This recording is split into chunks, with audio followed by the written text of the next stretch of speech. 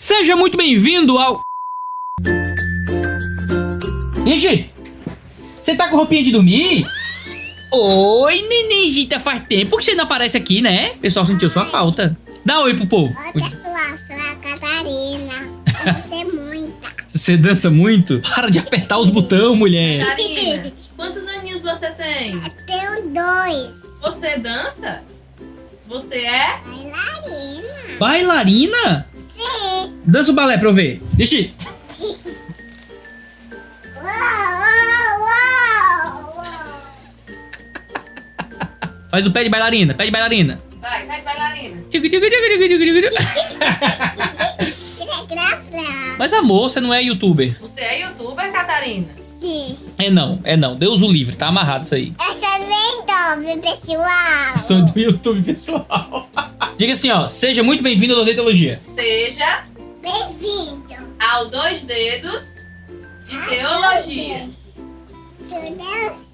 Seja muito bem-vindo ao 2 Dedos de Teologia. Eu sou Iago Martins, você está no meu escritório e hoje é mais um Pergunte ao Pastor, o programa de respostas rápidas para as perguntas curtas dos membros aqui do canal, que pagam um valor irrisório aí por mês e tem suas perguntas aí marcadas para eu poder respondê-las aqui nesse programa. Se você for apoiador aí no nível, eita, mais top, você faz parte de um grupo do Telegram com a comunidade de crentes aí, gente boa. Você pagou um mês, já tá aí infinitamente nessa comunidade, que ninguém vai te excluir da comunidade porque você deixou de pagar não. O que é legal é ter uma comunidade aí em torno do evangelho. Você que é membro, basta deixar um comentário em qualquer vídeo que eu respondo aí, todo mundo à medida que for dando. Pastor Iago, o cristão pode estudar e aproveitar outras filosofias que não estejam em desarmonia com o cristianismo? Por exemplo, um cristão pode estudar filosofia como estoicismo, hermeticismo, filosofia dos samurais? Pode, tranquilamente, certo? Ao longo da história da igreja, isso sempre aconteceu. Por mais que alguns tentassem se opor a tudo, o que tem a ver Cristo com a filosofia, o que tem a ver Jerusalém e Atenas, a verdade é que a gente pode aproveitar os momentos de verdade em tudo. Cada filosofia, cada ideia aí fora tem a sua utilidade. Então, tentar ser um crente hermético que não tem absolutamente nenhum relacionamento com o pensamento cultural é perder muito das informações e do conhecimento que Deus nos dá, até mesmo através dos descrentes. Veja, todo homem é imagem de Deus. Se todo homem é imagem de Deus, todo homem pode falar coisas a partir da verdade do divino. Agora, todo homem é caído no pecado. Então, essas filosofias não são cristianismo. Você pode estudá-las, perceber alguma coisa interessante em alguma delas, mas você nunca se compromete com elas como se comprometeria com a sua fé. Pastor, por que você acha que a maioria dos novos convertidos ao islamismo, quase 3/4, são mulheres? Acredita que o cristianismo está falhando com elas de alguma forma? Esse é um dado interessante. 3/4 dos convertidos são mulheres. Isso em que contexto? Em que lugar? Em que países? Que tipo de conversão é essa? Eu gostaria de ler pesquisas que apontassem isso, certo? Eu ouço esse tipo de coisa mais ou menos por aí, mas eu não tenho nenhuma pesquisa que me diga onde é que está essa informação. Em termos de conversão, o quanto disso é diferente da conversão de mulheres a outras religiões? Esse é um dado que seria interessantíssimo entender. Mas a gente não pode nunca achar que a conversão a outras religiões é decorrente do cristianismo falhar com essas pessoas. O normal é que as pessoas abandonem o cristianismo mesmo. O normal é que não queiram Deus. Essa é a condição natural do indivíduo. E a rejeição a Deus é o ódio a Deus. Se elas vão pro islamismo, ou pro ateísmo, ou pro agnosticismo, ou pro um tipo de cristianismo light, no fim das contas é a mesma coisa. Não faz nenhuma diferença, e no fim das contas é só descrença. Pastor, eu tenho dificuldade em identificar a imagem neotestamentária do paraíso no Antigo Testamento. Por vezes, principalmente lendo Salomão,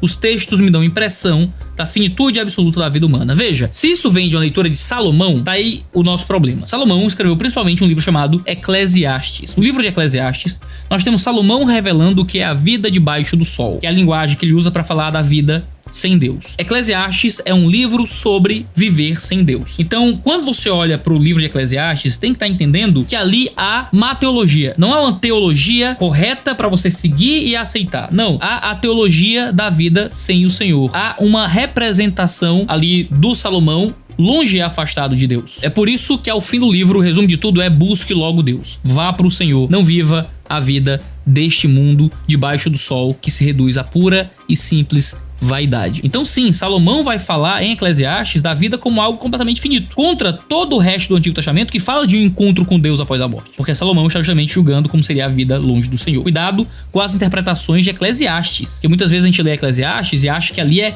palavra de Deus para ser seguida como tá ali. Só que Eclesiastes é como o discurso dos amigos de Jó, é cheio de erro, cheio de falha. Coisas que Salomão dizem ali não são verdades para serem seguidas por crentes, mas é uma revelação acerca da vida do descrente. Por isso tem que ser considerada sempre nesse sentido. sentido. Quais línguas foram geradas pela Torre de Babel? É uma boa pergunta. Provavelmente a maioria das línguas que deram origem às línguas modernas. Se você pesquisar na internet taxonomia das línguas, você vai ter aí uma ramificação muito imensa. A maioria das línguas modernas, por exemplo, tem ali suas origens comuns. Então, é bem possível que houvesse ali na Torre de Babel a primeira grande divisão entre as línguas, e essas línguas foram se adaptando e se mutando até chegar em todas as línguas que a gente tem hoje. Nós não sabemos exatamente quais foram os idiomas criados ali. Foi a língua proto-indo-europeia, de onde veio o balto-eslávico, o germânico, o indo-iraniano, o helênico, o itálico, sabe? A gente não sabe exatamente quais foram os idiomas, mas nós sabemos que foram os idiomas primitivos de onde surgiram todos os nossos outros idiomas. Iago, o que fazer quando o homem está disposto a servir, amar e obedecer a Deus,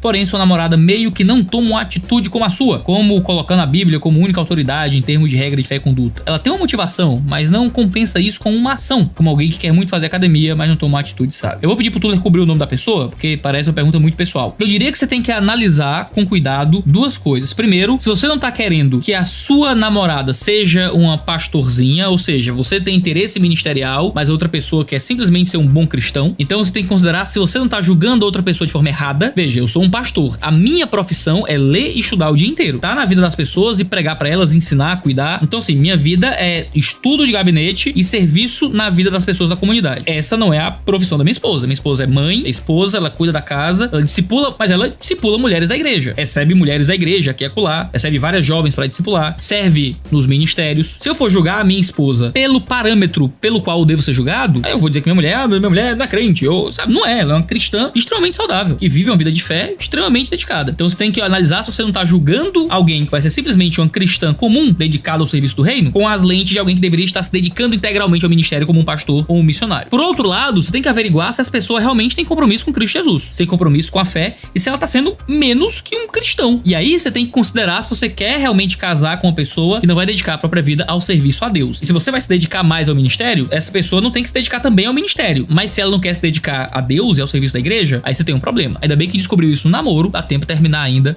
se esse for o caso. Pergunta aqui é muito boa. Iago, graças paz, como interpretar o texto de Esdras 10 quanto ao divórcio, visto que Deus odeia o divórcio? Seria Esdras pecado por excesso de zelo? Se não, como conseguir relacionar isso ao ensino de Paulo, 1 Coríntios 7, quando um crente casado com um não crente? Por favor, ajuda. É muito sério isso, porque em Esdras 10, a gente tem Esdras considerando que todo o povo pecou contra Deus por terem casado com mulheres descrentes, e a ordem de Esdras é que eles dispensassem as mulheres estrangeiras e até mesmo os filhos das mulheres estrangeiras, mas agindo de acordo com o que a lei mandava, ou seja, dando provisão e tudo mais, mas evitando, não é, e acabando com casamentos estrangeiros. Isso é muito sério, porque se no Novo Testamento nós temos uma série de mandamentos sobre não largar o marido ou a esposa que seja descrente, aqui em Esdras a gente tem algo que vai em oposição a 1 Coríntios 7. O fato da esposa ser estrangeira, ou seja, não ser do povo de Israel, era motivo para que houvesse divórcio. O que é muito estranho, porque na lei de Moisés não seria um problema se um homem se casasse com uma mulher se ela fosse convertida, prosélita, uma gentia que se torna serva do Deus vivo. Aqui no caso, ter casado com mulheres estrangeiras deve significar ser casado com mulheres que não criam no Senhor. Se nós estivéssemos vivendo na ética do Novo Testamento, nós viveríamos a partir da visão de que nós não nos separaríamos. Na ética dos judeus do Antigo Testamento havia algo diferente aqui. Eles se divorciaram de mulheres que eram estrangeiras. Provavelmente aquele casamento sequer foi dado dentro dos rituais judaicos. E por isso essas mulheres foram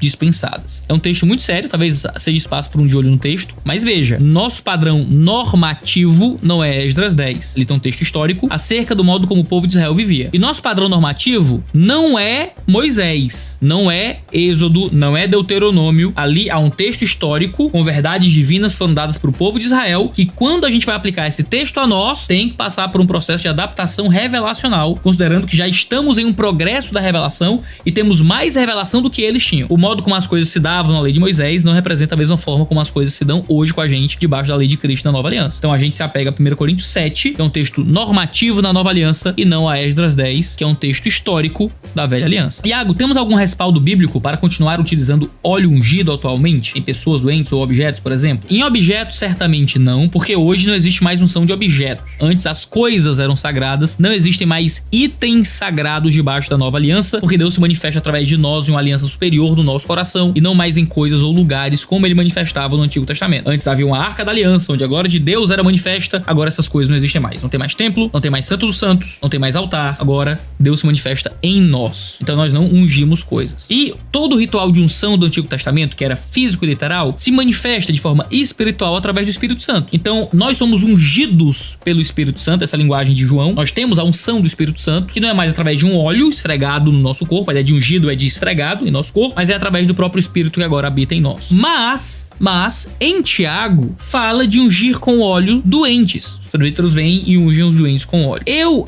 acho, certo, e eu tô muito aberto a interpretações diferentes, que isso era simplesmente um costume judaico da época. Você ungia com óleo pessoas doentes, porque haviam ervas medicinais ali. O óleo fazia bem pra saúde, era parte do processo de medicina daquela época. Então era costume que todo mundo que estava doente fosse ungido com óleo, seja pelos seus parentes, seja por um sacerdote. No caso aqui, os presbíteros ungiriam com óleo e orariam pelo doente, o que seria um equivalente ali a fornecer ajuda médica a alguém que está doente, como parte da função dos presbíteros, já que líderes religiosos naquela época também tinham esse tipo de função de auxílio também médico, já que a sociedade era muito mais mecânica do que a nossa, essa é a linguagem do Emile Durkheim, e as pessoas assumiam mais funções sociais do que hoje tudo, até o médico e o pastor e tal, e papéis muito bem definidos. Então eu acho que a unção com óleo não é um mandamento claro para a nova aliança, mas fazia parte dos costumes antigos que vinham tanto do judaísmo quanto do próprio processo de formação social, onde a medicina usava esse tipo de recurso. Mas há outros que acham que não, que em caso de pessoas, a gente pode continuar usando esse símbolo externo de um ato interno, ou seja, usar o óleo para representar aquilo que o Espírito Santo faz em nós. Não acho que seria uma interpretação impossível do texto bíblico também não, mas só não é a interpretação que eu tenho seguido, que outras pessoas seguem também,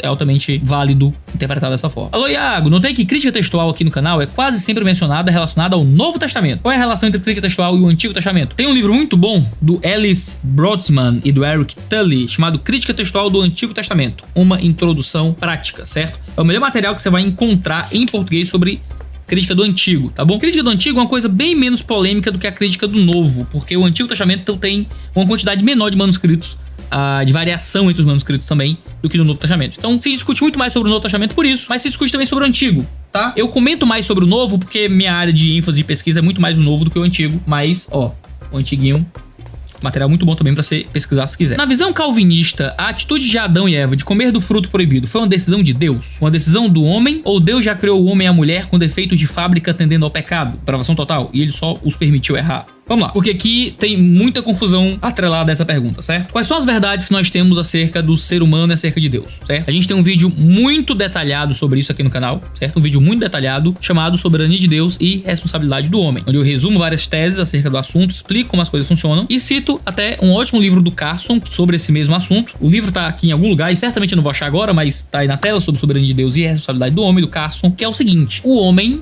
não é um robô, certo? Nós não somos simplesmente Deus mexendo cordas ou predestinando cada um dos nossos atos de forma que nós não somos autoconsciências autônomas. Somos autoconsciências, e a melhor linguagem é do J. Carson, diz assim: quando o homem ora, não é Deus falando consigo mesmo, certo? Quando o homem ora, não é Deus falando consigo mesmo, é o homem falando com Deus, porque existe na escritura uma verdade que nós somos consciências reais, nós existimos como seres com vontade. Então, dizer quando Adão comeu do fruto foi um ato de Deus? Foi uma decisão de Deus? Não, foi uma decisão de Adão e Eva como seres autônomos, certo? Eles fizeram isso. Qual é o outro lado da moeda? E aqui que a coisa começa a ficar complicada. Ah, Iago, isso que você tá dizendo não é arminianismo? Não é tirar Deus da equação? Não é. Porque ao mesmo tempo, todas as decisões do ser humano, tudo aquilo que a gente faz, foi predestinado por Deus. Foi predestinado como, Iago? E é isso que a escritura nunca nos dá. Nós não temos os comos de Deus. Nós não entendemos, desse lado da eternidade, como é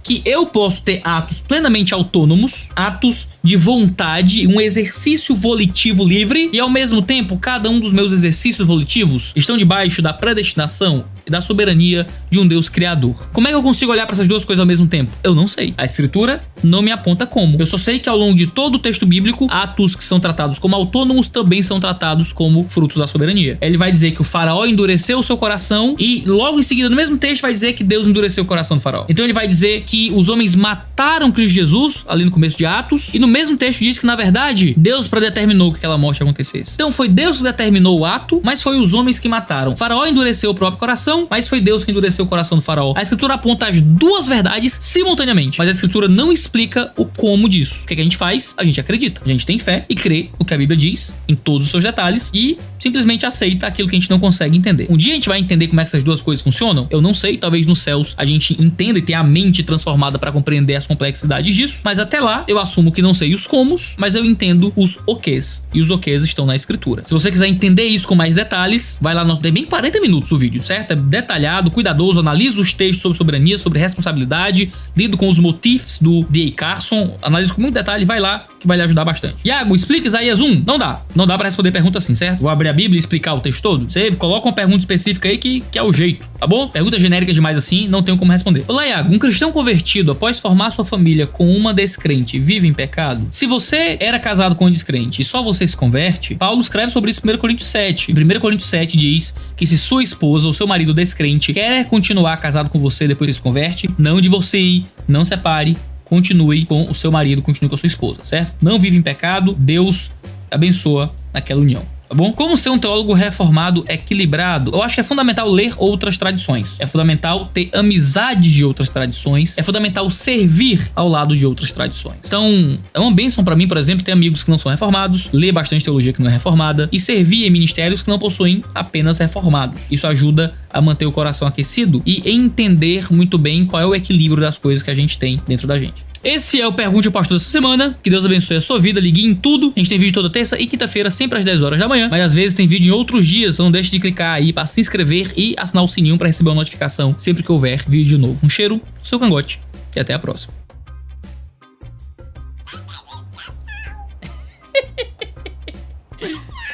Dá tchau, Manda pessoal. beijo. Manda um beijinho. Manda um beijinho. Você é o quê? O que é isso? O que é isso? É um dragão?